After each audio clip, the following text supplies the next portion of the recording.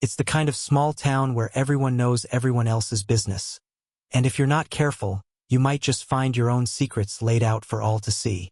The year is 2024, and we're in a sleepy little town in Oregon called Brooksville, nestled between the hills and dense forests that seem to hide more than they reveal. On the surface, Brooksville is as peaceful as can be. Small houses with picket fences, locals grabbing coffee at the corner diner, and the kind of quiet that feels like it's stuck in time. Now, let's talk about Adam. He's been living here for nearly a decade with his wife, Emily. Adam is in his early 30s, a software developer who works remotely, and while his job keeps him busy, it's also given him the luxury of a flexible schedule. He spends most of his days at home, tinkering with code and keeping the house in order. There's a calmness about him, almost too calm, like someone who's always waiting for something big to happen but doesn't know what. Emily, on the other hand, is vibrant and full of life. She's a teacher at the local middle school, and from all appearances, she's the heart of the town. Always involved in the community, organizing fundraisers, and helping at every event. Adam and Emily are the kind of couple that everyone assumes has it all together. You know, the perfect match. But here's the thing. No one knows that behind closed doors, things aren't as picture-perfect as they seem. There's an invisible crack in their relationship, a distance that's been growing ever since Emily's late nights at school started to turn into something more, something Adam can't quite place. Brooksville is the kind of town where everyone is polite, but everyone also has their secrets. And that's exactly what makes this story so compelling. Secrets, betrayal, and the kind of gut-wrenching discovery that shakes everything you thought you knew about a person.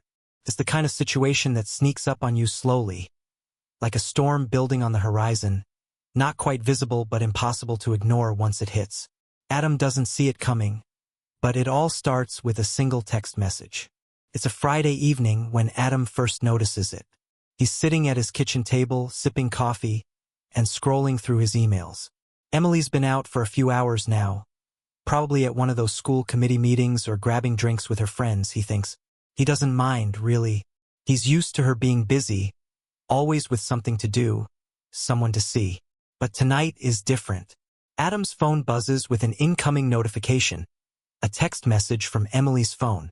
He glances at it, expecting a quick, "Hey, I'm staying late" message, but instead, it's a number he doesn't recognize.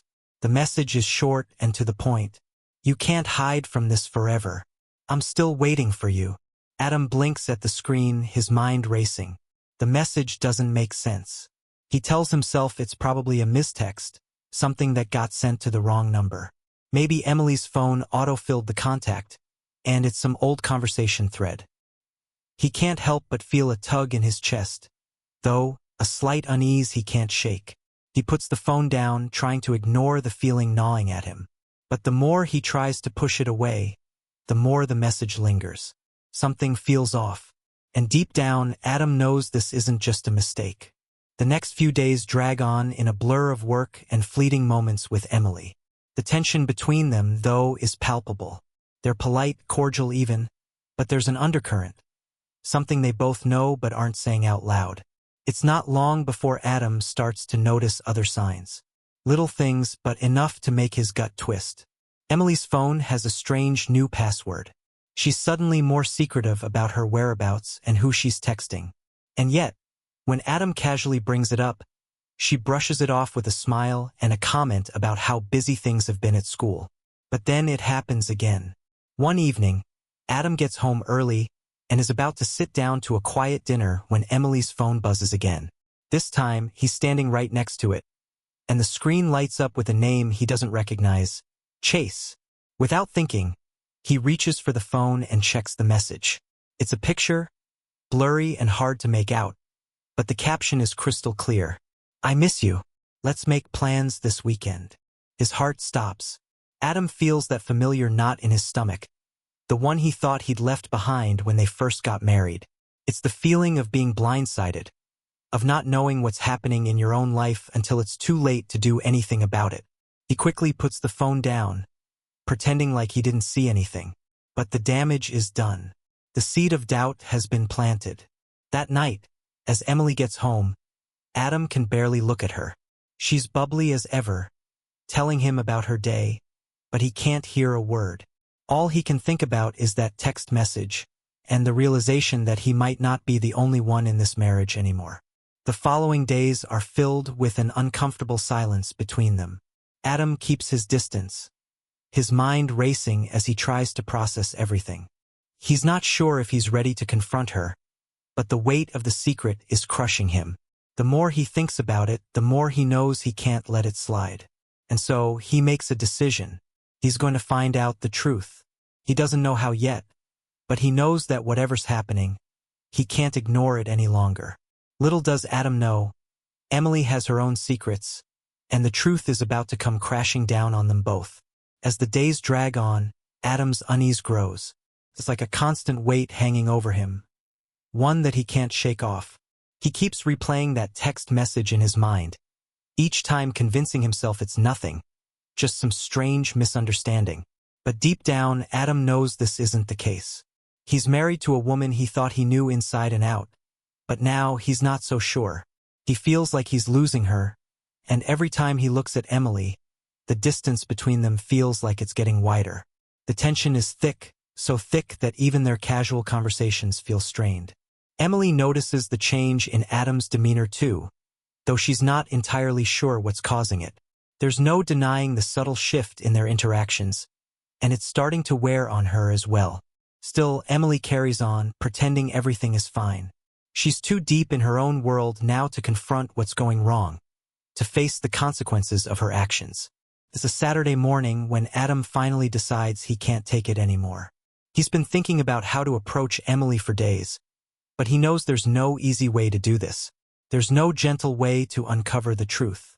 And so, after much internal debate, he makes up his mind. He's going to confront her. Adam waits for Emily to leave for one of her weekend errands.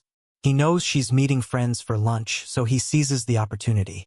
The house is quiet, almost too quiet. He takes a deep breath and heads straight for her phone, the one thing that could give him answers. Adam's heart is pounding in his chest as he picks it up, his fingers hovering over the screen. For a moment, he hesitates. He doesn't want to invade her privacy like this. But at the same time, it feels like the only way to find out what's really going on. His thumb presses down on the home button, and the phone lights up. The familiar passcode screen pops up, but Adam is ready. He knows Emily's passcode. She's never been the most careful about hiding it. With shaky hands, he enters the numbers, the code that's been part of their lives for years. And there it is, the unlocked phone in his hands. Adam's pulse quickens. He swipes to open her messages, and his heart sinks as he sees a thread of messages from that same mysterious chase. The messages are intimate, full of longing and secrecy. The last one reads, "I'll be waiting at the usual spot tonight. Don't make me wait long this time." Adam feels a cold rush of betrayal wash over him, his stomach turning. There's no denying it now. Emily has been seeing someone else, and it's been happening for a while. The realization hits him like a punch to the gut. But even so, Adam feels a strange sense of calm. This was the moment he had been dreading. But now that it's here, he knows what he has to do. He can't keep pretending. He can't keep ignoring what's been right in front of him. The emotional distance between him and Emily isn't just in his head. It's real, and it's been there for longer than he's been willing to admit. The cracks in their marriage have been visible for months, but Adam has been too afraid to confront them. Now, the truth is undeniable. With shaking hands, Adam deletes the messages from her phone. He doesn't want to keep them, doesn't want to feel that much like a voyeur. He sits in silence for a few moments, staring at the phone in his hand. He thinks about what's next, about how he'll confront Emily when she gets home. And yet, there's a part of him that's terrified of what will come next. How can he even begin to process this? As if on cue, Emily walks in, her presence filling the room. She greets him with a smile, but it doesn't reach her eyes. There's a hesitation in her voice, something Adam hasn't noticed before, but now it's glaring. "Hey," Emily says, her eyes scanning the room. "I was thinking we could go out for dinner tonight, maybe?" Adam stands up, his mind racing. His heart is pounding in his chest, and for a moment, He wonders if he should just say nothing and let it all slide. But no, he's done pretending. "Emily," Adam says, his voice surprisingly steady despite the storm raging inside him. "We need to talk." Her smile falters slightly, her eyes narrowing. She can tell something's off. What's going on? Adam doesn't waste any time. He doesn't know how to sugarcoat this. He's past the point of trying to avoid the confrontation. "I know about Chase," he says bluntly, his voice unwavering. There's a long silence. Emily stands frozen for a moment, her face a mix of surprise and guilt. Adam watches her, waiting for her to deny it, to come up with some excuse, but she doesn't. Instead, she looks away, her cheeks flushing. I didn't mean for you to find out like this," Emily murmurs, her voice low. She starts pacing, clearly unsure of how to handle the situation. Adam can see the conflict in her eyes, the guilt creeping in. But it's too late for apologies now. "So, it's true," Adam presses, trying to keep his voice calm despite the anger building inside him. "You've been seeing him behind my back?" Emily stops pacing, her gaze falling to the floor. She takes a deep breath before finally looking up at him. "Yes," she admits, her voice barely above a whisper. "I've been seeing him for a few months now. I didn't want to hurt you, Adam. She trails off, but Adam doesn't need to hear more. The words are out there now, and nothing she says will change what's happened. The trust is shattered. "You didn't want to hurt me?" Adam repeats, incredulous. "How could you not see how this would destroy me?" Emily's eyes well up with tears, but she doesn't try to hide them. "I was confused, okay? I didn't know what I wanted anymore. I thought I could have both." Adam shakes his head, feeling a mixture of anger and sadness wash over him. "You thought you could have both?" he asks, his voice rising now. "You can't just expect to have your cake and eat it too. You've been lying to me, Emily, for months, and now you expect me to just, what? Accept it?" Emily opens her mouth to speak, but Adam holds up a hand to stop her. "No," he says, cutting her off. "There's nothing left to say. This marriage is over." And just like that, Adam knows that this is the end. It's not just the betrayal, it's everything. The distance, the lies, the excuses. The person he thought he knew doesn't exist anymore. So what happens now? Well, stick around because we're only just getting started. Don't forget to like, share, and comment below. And if you haven't already, make sure to subscribe for more stories like this one. It was a chilly autumn evening when the story began, and the air was thick with the weight of unspoken words. We meet David, a man in his early 30s, standing at the kitchen counter, his gaze fixed on the steaming coffee mug in front of him. His mind wasn't on the warmth of the liquid or the quiet hum of the refrigerator. It was on the growing tension in his marriage to Sarah, the woman he had thought he knew. David was a simple guy, honest, hardworking, and perhaps a little too trusting. He had been with Sarah for nearly 7 years, and in that time he'd built a life with her. They had their ups and downs, of course, like any couple, but nothing had prepared him for what was coming. David's world started to unravel in ways he couldn't have predicted. The warning signs had been there for a while. Late nights at the office, a growing distance between them, and subtle hints that Sarah was no longer as engaged in their relationship as she once had been. But like most men, David ignored them.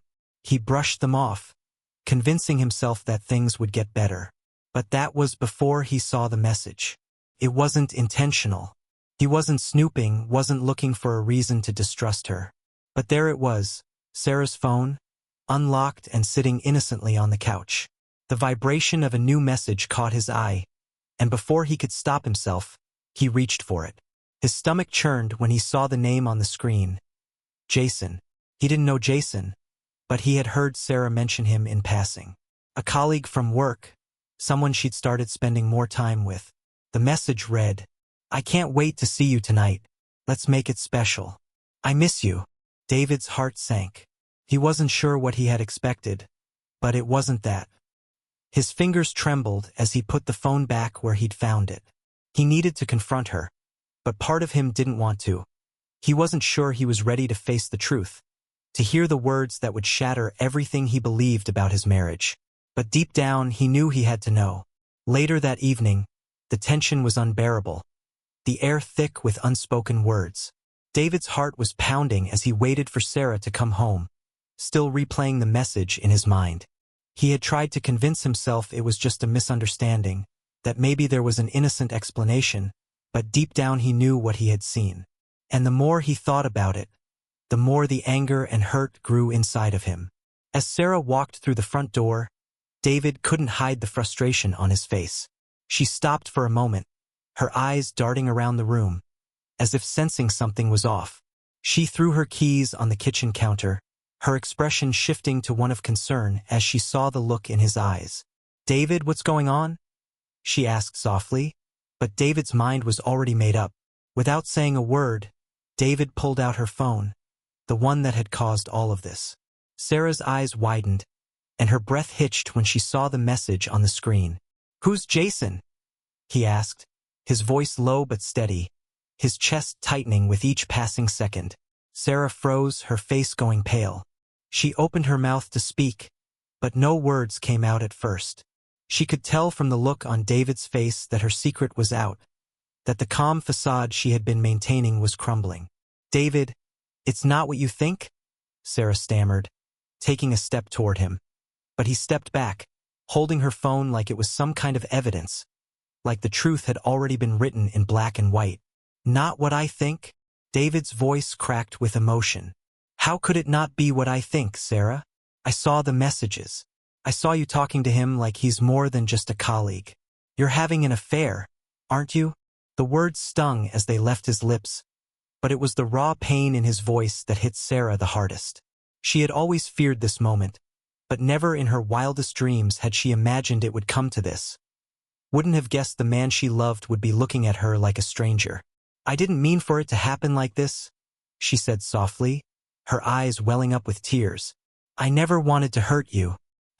I don't even know how it got this far." She shook her head, as if trying to convince herself as much as him. "It's just, Jason has been there for me in ways you haven't." "I don't know what I was thinking." David slammed the phone down onto the table. "You didn't think about me, Sarah. You didn't think about what we built together. You just went off and did whatever felt good in the moment." The bitterness in his voice cut through the room like a knife. Sarah was silent, her tears falling freely now. She could see how much damage she had done, but the words she wanted to say, those words that might make everything right again, felt so small against the enormity of what had happened. David took a deep breath, the anger starting to fade, replaced by an aching, hollow feeling deep in his chest. "Do you even care about me anymore?" he asked quietly, his voice raw. "I do. I swear I do," she whispered. But David could hear the uncertainty in her words, could hear that it wasn't enough to erase the reality of what had happened. "Then why did you do this?" he said, his voice trembling with emotion. "How could you look me in the eye every day and still keep this from me?" "I'm sorry," Sarah sobbed, her shoulders shaking as she collapsed into the chair. "I never wanted to hurt you. It's just, I don't know how it all spiraled out of control. Jason, he was there when I needed someone to talk to. And then one thing led to another." David felt his world crashing down around him. The woman he had loved, the one he had trusted with everything. His heart, his future, his hopes and dreams, was now a stranger to him. The pain in his chest was suffocating. "We're done, Sarah," he said, his voice firm now, though it broke as he said the words. "I can't do this anymore." Her eyes widened in shock. "David, please don't say that. I made a mistake. I know that now. Please, I love you. I'll do anything to make this right." But David couldn't hear her. All he could think about was the betrayal, the lies that had been woven so carefully between them, and the way she had hurt him, had destroyed the trust they had built together. He couldn't forgive her. Not yet, maybe not ever. "Don't. Just don't," he said, turning away. "You don't get to fix this with words. I need space, Sarah. I need to figure out what comes next, because I can't keep living like this." He walked out of the room, leaving Sarah in the silence of their home, the silence that was now full of broken promises and the weight of her actions. As he stepped out the door, David knew he was about to face a reality that would change everything. The woman he had once thought was his partner, his equal, had betrayed him in the worst way possible. And now he had to figure out how to move forward. The days that followed were filled with a painful kind of numbness. David couldn't bring himself to look Sarah in the eyes. She begged for forgiveness, of course, but her words were just empty promises now. How could he ever trust her again? How could he continue living in a place where every room, every object, every corner reminded him of the lies she had told him? It was on the third day after the confrontation that David made a decision. He couldn't stay in the house any longer, couldn't look at the place that had once been filled with laughter and love, now tainted by the knowledge of Sarah's infidelity. He packed a bag, grabbed his keys, and drove out of the city, not really knowing where he was headed, but needing to get away, needing to clear his mind and figure out what his life looked like now. As he drove, the weight of everything hit him all at once. His life was a wreck. His marriage was over. His heart was broken. But he knew he couldn't keep running from it. He had to face what had happened. And, as much as it hurt, he had to figure out how to move forward. But there was something else that David couldn't shake. Something deep in the pit of his stomach. He knew he wasn't done yet. The real confrontation, the real test of everything he had been feeling, was still to come. If you're enjoying this story, don't forget to like, comment, and subscribe to stay updated on more twists and turns in this story. We've got a lot more coming your way. David had been driving for hours, the miles blurring together, the hum of the tires on the road providing little comfort to his troubled mind. His hands gripped the steering wheel so tightly, his knuckles a stark white against the skin. He hadn't intended to drive so far, but somewhere along the way, he had decided he needed to be as far away from the pain as possible. The city, the house, Sarah. Everything felt suffocating now. His mind kept replaying the same scenes over and over again. The image of her with Jason, the betrayal so fresh it made his stomach churn. And all he could think was how he had failed to see it, how he had trusted her with everything, and she had shattered it all in one moment. It wasn't just the affair that stung. It was the realization that his entire relationship had been a lie, that he had never truly known the person he had married. He had given Sarah everything. His heart, his love, his loyalty, and she had tossed it aside so easily. Now, in the space where love had once been, there was nothing but a hollow ache. David had tried to convince himself that maybe, just maybe, he could forgive her, that they could rebuild, work through it. But deep down, he knew. It wasn't just about the affair anymore. It was about the trust, the foundation they had built their life on. And that foundation had crumbled. He slammed the steering wheel in frustration, his eyes narrowing as the first flickers of dawn began to break over the horizon. He was close now, he didn't even know where he was heading, but he knew he needed space to breathe, to think. The world around him felt heavy, and he needed to get away from it all, if only for a little while. He stopped at a small diner on the outskirts of a sleepy town. The fluorescent lights flickered overhead, casting a harsh glow on the empty tables. David stepped inside, the bell above the door ringing softly as he made his way to a booth in the back. The waitress, a middle-aged woman with a tired smile, gave him a sympathetic glance before handing him a menu. But David wasn't interested in food. He just needed to sit, to be alone with his thoughts for a moment. The minutes dragged by. His mind kept flashing back to the night before. He remembered the look on Sarah's face as she tried to explain herself, the desperation in her voice as she begged for forgiveness.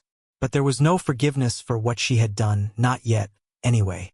David wasn't sure he was capable of it. As he sat there, lost in his thoughts, his phone buzzed in his pocket. He glanced at the screen. It was a message from Sarah. "David, I know you're angry. I don't blame you. But please, we need to talk. I need you to listen. Please, I need you to understand." The words hit him like a punch in the gut. She wanted to talk? After everything that had happened, after everything she had done, she still thought there was something left to talk about? David stared at the message for a long moment, the anger rising again. How could she be so selfish? Did she really think that he was going to come running back to her, that things could just go back to how they were? He turned the phone face down on the table, unable to bring himself to respond. It wasn't the right time, not yet. He needed to focus on himself, on what he wanted. He couldn't keep letting her control the narrative. After finishing his coffee, David stood up, paid the bill, and walked out of the diner. He could feel the weight of the decision pressing down on him, but he knew it was the right one. He needed space, and he needed to find his own way forward, away from the toxic mess his life had become. But just as he was about to get back in the car, his phone buzzed again. This time it was a call, Sarah's name flashing across the screen. David hesitated. His heart was racing. Was he ready to hear her voice again? Was he ready to confront everything he had been avoiding? He took a deep breath and answered. "David." Sarah's voice cracked. It was full of emotion, a mixture of guilt and hope. "David, please, I know I've messed up, but I'm not asking for your forgiveness right now.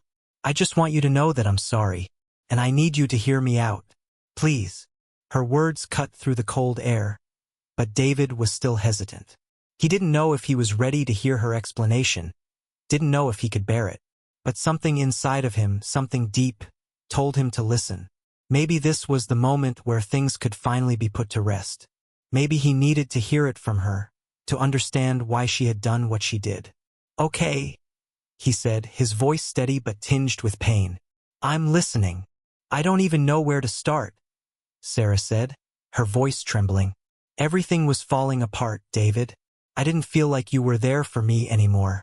We were drifting. And Jason, he was there when I needed someone. But it wasn't supposed to go this far. I never meant for it to get out of control. I never meant to hurt you, but I did. I see that now. I'm sorry. So sorry." David's grip tightened on the phone as he listened. Her words were familiar. He had heard them all before, hadn't he? Apologies, excuses, promises to change. But none of it mattered anymore. She had crossed a line, and no amount of words could undo what had been done. "I don't know if I can believe you anymore," David said quietly. "You say you're sorry, but you've been lying to me for months. How am I supposed to trust you again?" Sarah was silent for a long moment. He could hear her breathing, the sound heavy with regret. "I don't know," she said softly. "I don't know if you can, but I'm asking you to. I'm asking for a chance to make this right." David closed his eyes, his mind racing. The weight of her words pressed down on him, but the hurt, the deep, painful hurt, was still there. He didn't know if he could forgive her. He didn't know if he could ever look at her the same way again. "I need time," he said, his voice barely above a whisper. "I need to think. I don't know what's next for us, Sarah, but I can't keep doing this. I need space." "I understand," she replied, her voice breaking. "I'll give you whatever you need. Just please know that I love you. And I'm so sorry." The call ended, and for a moment, David stood there, the phone pressed to his ear, as if hoping she would call back, as if hoping for a miracle. But when the silence settled in, it was clear. The distance between them had grown too wide, and he wasn't sure if anything could bridge that gap anymore. If you're invested in David and Sarah's journey, don't forget to like, comment, and subscribe for the next part of the story. Trust me, things are about to get even more intense. Stay tuned for what comes next. David sat on the edge of the bed, his phone still in his hand, staring at the dark screen. He had ended the call with Sarah not long ago, but the words they exchanged replayed in his mind. He needed time. He needed space.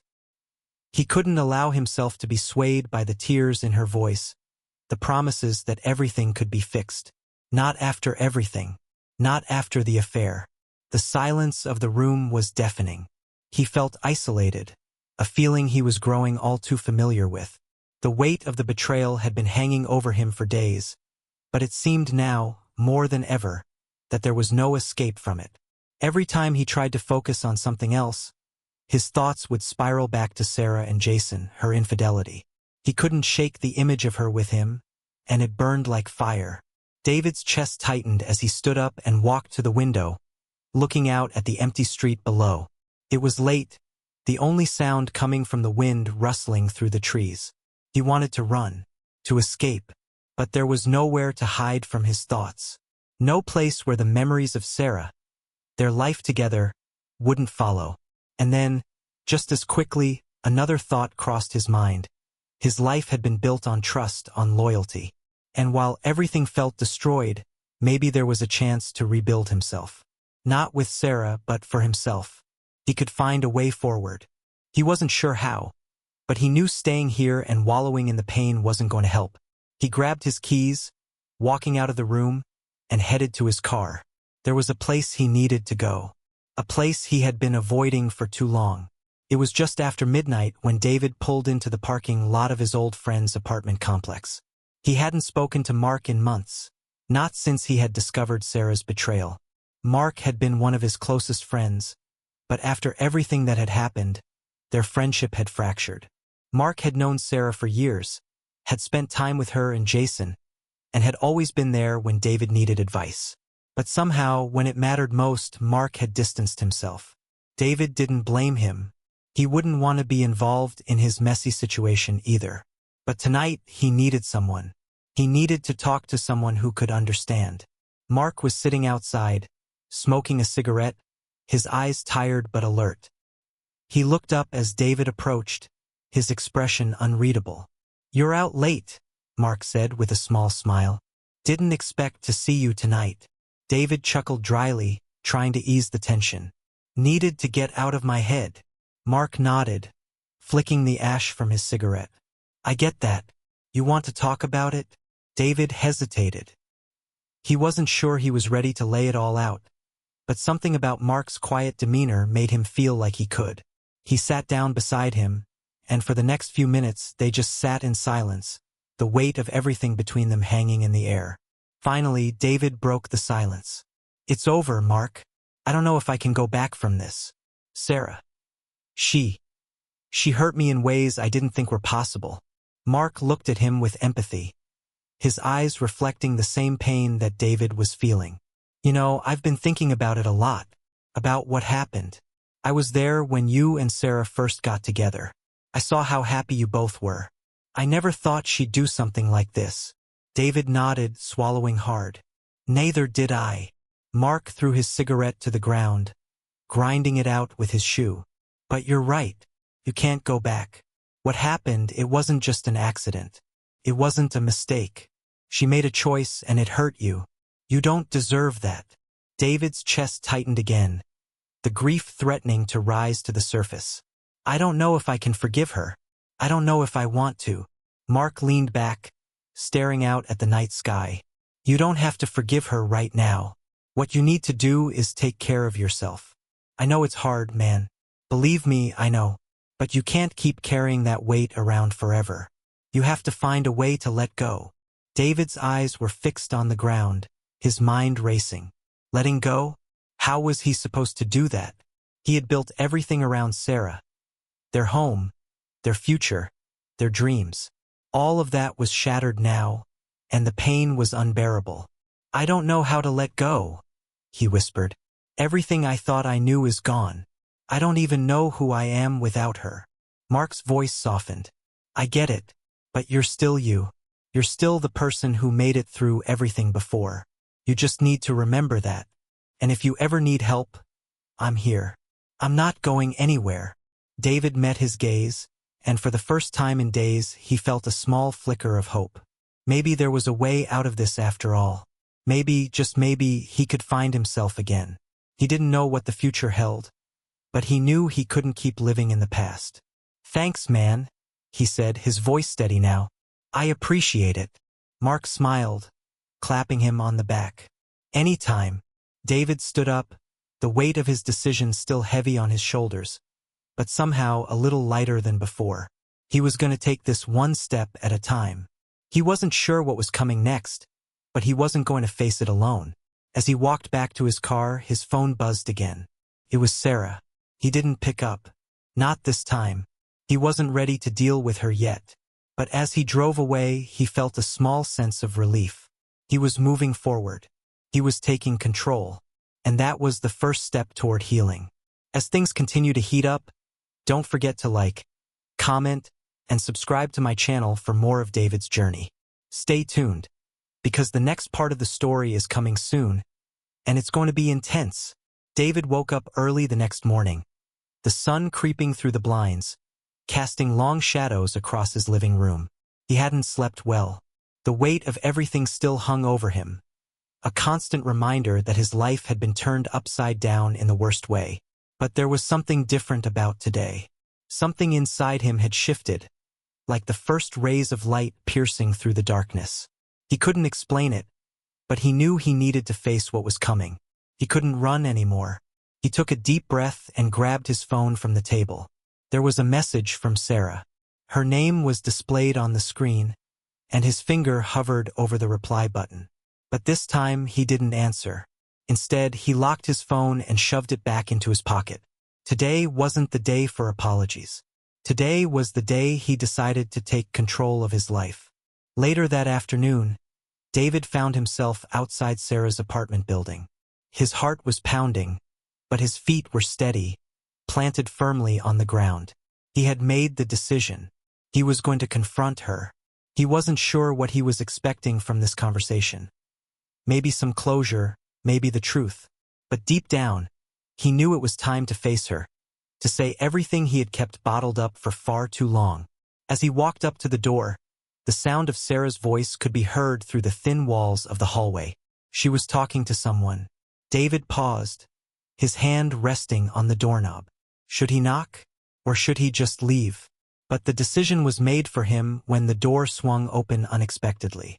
There she was, Sarah, standing in front of him, looking more vulnerable than he had ever seen her.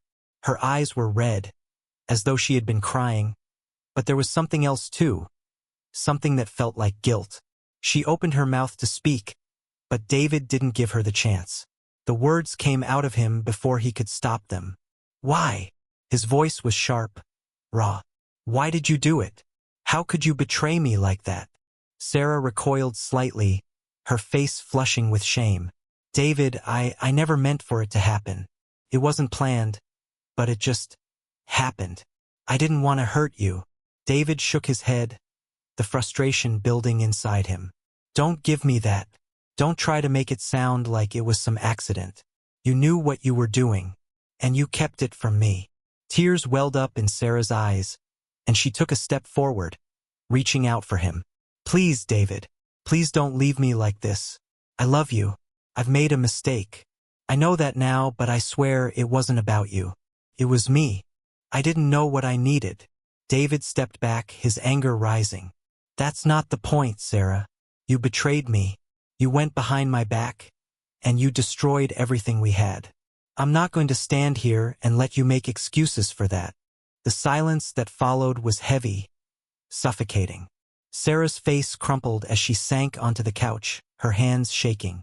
David stood there, not sure what to do.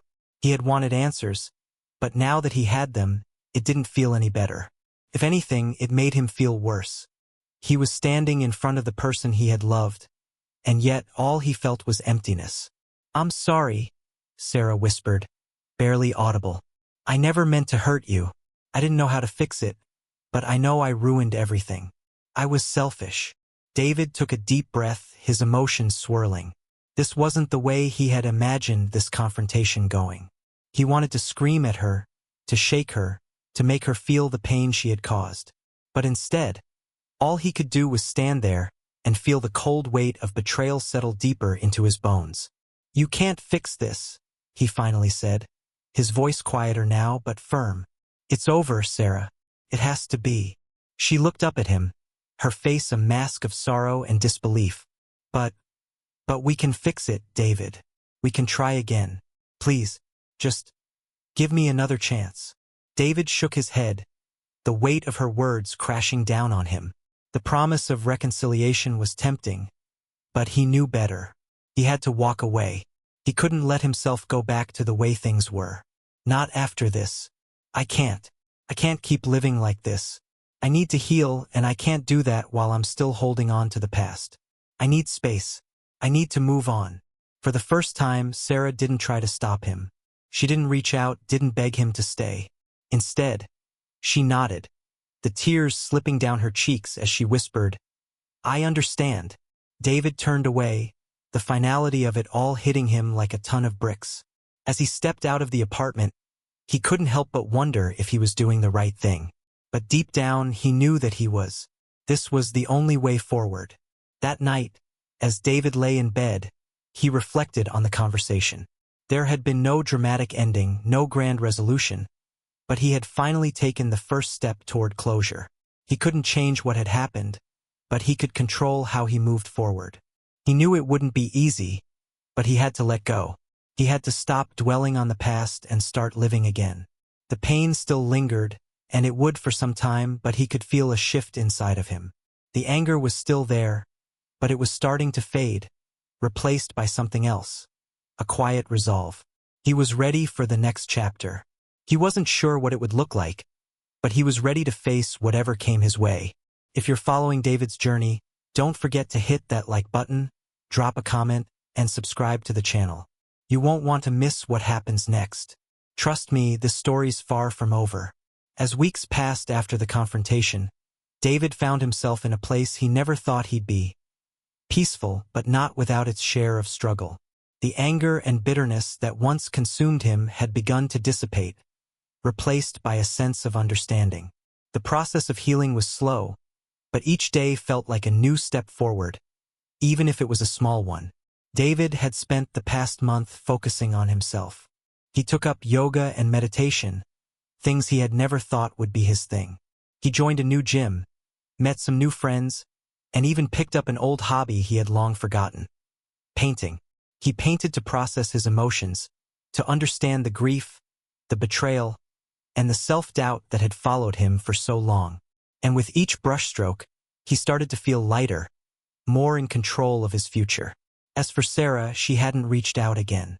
Part of him wondered if she ever would, but he didn't waste time worrying about that anymore.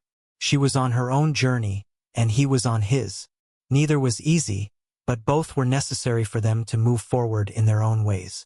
He had to let go of the idea of reconciling with her, but more importantly, he had to let go of the hurt she had caused him. And he was doing that piece by piece. One chilly autumn afternoon, David was walking home from a coffee shop when he received a text. It was from Sarah, and for a moment his heart stopped. "David, I know I've hurt you more than I can say, but I've been working on myself. I've been going to therapy, and I've been thinking about everything about us. I don't expect anything, but I just wanted you to know. You deserve someone who will value you. I hope you find happiness, David." It wasn't much, but in a way it was everything. She had apologized, acknowledged her mistakes, and, most importantly, she had done the work on herself. He didn't expect her to fix everything, but this was a huge step. And for the first time in months, David felt a sense of closure. He didn't reply immediately. Instead, he took a deep breath and sent a message later that evening, one that wasn't about resentment or pain. "Thank you, Sarah. I hope you find what you're looking for too. Take care." It was simple, and it was all he needed. By the time winter rolled around, David's life had transformed. He wasn't where he thought he would be, but he was exactly where he needed to be. His work was going well, and he had found peace with his past. He spent more time outdoors, hiking in the mountains, reconnecting with nature, and reconnecting with himself. The man who had walked into that coffee shop months ago, angry and lost, was no longer the same person. He had found his way back to joy, to purpose, and most importantly, to inner peace. The final scene of David's journey took place just before Christmas. He stood in the kitchen of his apartment, preparing dinner for one. It wasn't glamorous, but it was comforting. He wasn't lonely, but he wasn't exactly surrounded by people either. And for the first time in a long time, he didn't feel the need to rush things or chase some ideal version of happiness. He had learned to embrace the quiet moments, the small victories, the peace in solitude. As he sat down to eat, he heard a knock on the door. His heart skipped, but it wasn't out of panic or fear. He had learned not to anticipate anything, but to let life unfold on its own terms. He opened the door slowly, surprised to see his old friend, Mark, standing there with a warm smile. "Hey man, thought I'd stop by," Mark said, holding up a bottle of wine. "It's been a while. How've you been?" David grinned and stepped aside to let him in. "Better than I ever thought I would be. It's been a hell of a year, but I think I'm finally getting the hang of it." Mark clapped him on the back. That's what I like to hear. You look different. Lighter. David nodded, a small smile playing on his lips. Yeah, I feel different. As they sat down together to enjoy dinner, talking about everything and nothing, David realized something important. He didn't need to have all the answers. He didn't need to know exactly where life was going or what the future held. What mattered was that he had chosen to heal, to move forward, and to live his life on his terms. That was enough. And so the story came to a close. David had learned hard lessons, and while some of the wounds were still fresh, he was no longer defined by them. He had found the strength to let go, to forgive, and most importantly, to find peace within himself. His relationship with Sarah had ended, but it had led him to a place where he could embrace a future without fear. The journey had been long and painful, but it had been worth it. If you've enjoyed this journey with David and want to hear more stories like his, don't forget to like, comment, and subscribe to the channel. I'll see you in the next one. Thanks for watching.